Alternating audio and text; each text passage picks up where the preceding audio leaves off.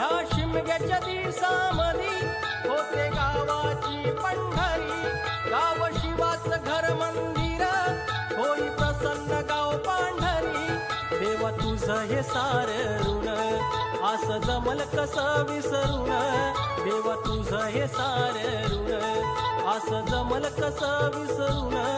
देव निघाल देवळातून नि बसलं पालखीमध्ये जाऊन, देव निघाल देवळातून नि बसलं पालखीमध्ये जाऊन. देव निघाल देवळातून नि बसलं पालखीमध्ये जाऊन, देव निघाल देवळातून नि बसलं पालखीमध्ये जाऊन.